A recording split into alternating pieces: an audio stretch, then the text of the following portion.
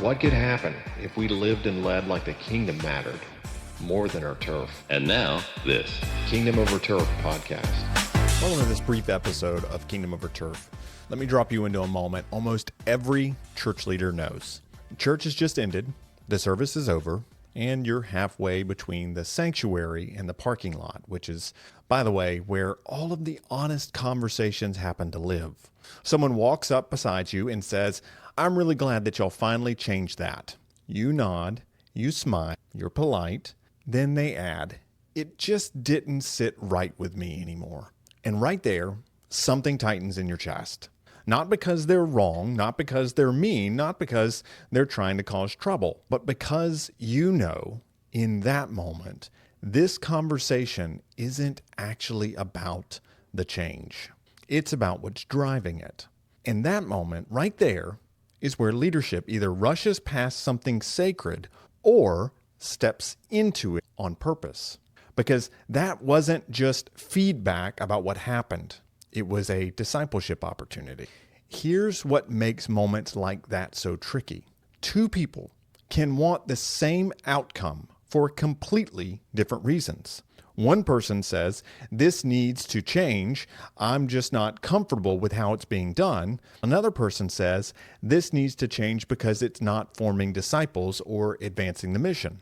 Same conclusion, very different values. And leadership doesn't actually show up in the decision itself. Leadership shows up in how you interpret that moment and how you deal with it. Because when values collide, the work in front of us is not primarily managerial. It's pastoral. It's formational. It's discipleship. And discipleship is slower and messier than most leadership books want to admit. Let's say the quiet part out loud. Preferences make terrible decision makers. They're not sinful. They're not evil. They're not malicious.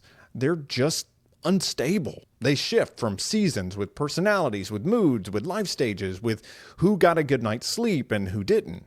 And if preferences go unchallenged, they don't stay personal. They quietly become the operating system of the church. Nobody votes on it. Nobody names it. Nobody admits it. But suddenly decisions are being made based on comfort instead of calling, based on familiarity instead of faithfulness, based on what feels right instead of what forms disciples. Churches don't drift overnight. They drift politely. Most church conflict doesn't show up saying, "I want my way." It shows up saying, "People are saying," which is always fascinating because people never seem to be in the room whenever somebody else says that. Or it shows up as, "This just feels off." Feelings absolutely matter. I'm not dismissing them, but feelings make terrible elders. They're great indicators, but awful leaders. So what do we do when someone brings us a concern rooted in preference? Well, most leaders default to one of two moves. They either shut it down, saying something along the lines of, "Well, church isn't about style," or they quietly give in. "Yeah, I understand. Some people felt that way. A lot of people felt that way. You're probably right." Both are understandable. Both are fast in the moment. Both miss the opportunity because what's being offered in that conversation isn't just feedback. It's a window into how someone understands the church, the mission, and their specific role in that. Wise leaders don't start by correcting the conclusion. They redirect the framework. Let's go back to that parking lot conversation. The person says, "I'm glad we changed that. It just wasn't my style anymore." Here's a better response. "I hear that, and I appreciate you for being honest. Let me tell you what we're really paying attention to right now. We're asking how our decisions shape people as disciples, not just how they land personally."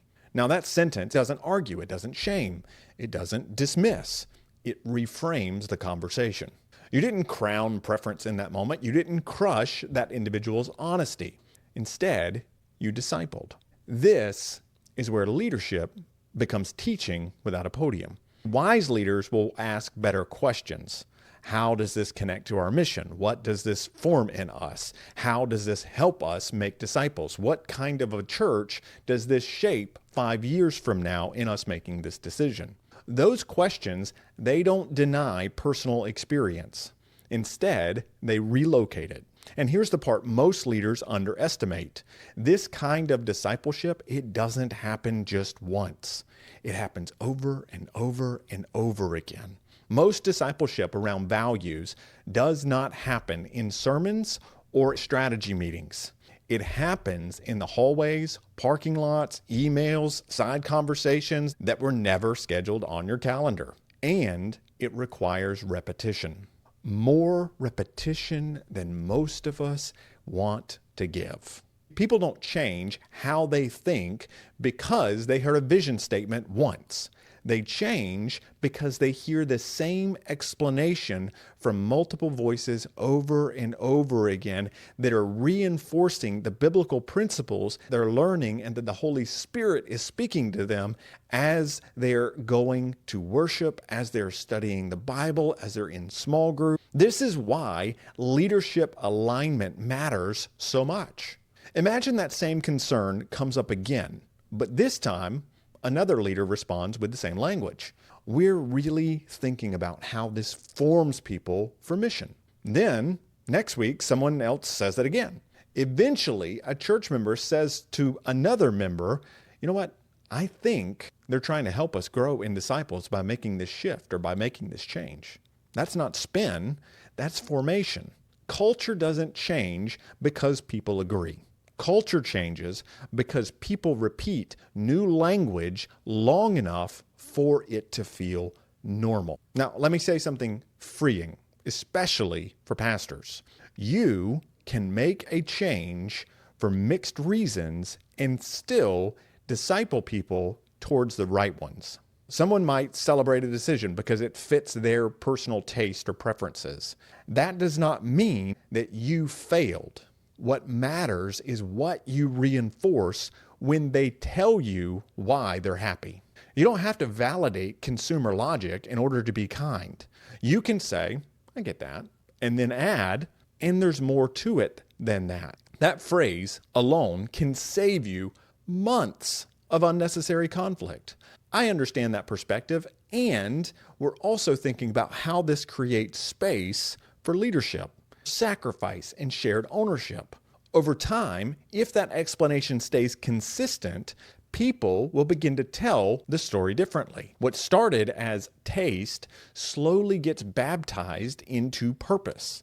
One of the most effective ways to shape values is to act before you explain. Now, I'm not talking about recklessly, I'm talking about intentionally. When people see movement before vision, the language then lands differently when they finally hear it. It feels descriptive instead of aspirational. Oh, this explains what's already happening in our church. Oh, this puts into words what we're becoming. Because momentum disciples people faster than meetings ever will. Small, visible steps aligned with mission build trust. They also create permission for harder conversations later on, because when discomfort comes, and it will, people can't honestly say it came out of nowhere. They've already been walking the path, going down the road. Most churches are not unwilling to change. They're simply unformed for it. They haven't been taught how to evaluate decisions through mission instead of personal preference. They haven't practiced ownership. They haven't been asked to carry weight. That doesn't make them bad people. It just makes them disciples. And that means the tension that you feel is not a leadership failure. It's the work. Every reframed conversation, every repeated explanation, every moment where you resist the urge to appease and choose instead to pastor, that's how culture shifts, specifically culture in the church. It's not overnight, it's not painless, but it's faithful. When leaders embrace competing values as moments to disciple, instead of obstacles to manage, something beautiful begins to happen. The church doesn't just change what it does, it changes how it thinks and what the motivations are behind those changes. That slow, patient, often exhausting work, it's worth it. So do it well. Thanks for joining us for this short episode of Kingdom Over Turf. If this was helpful to you, would you consider subscribing or share it with somebody that you think it may be helpful for them whenever it comes to making decisions around values, but also taking opportunity for those everyday moments of disciple making in their own context. You guys have a good week.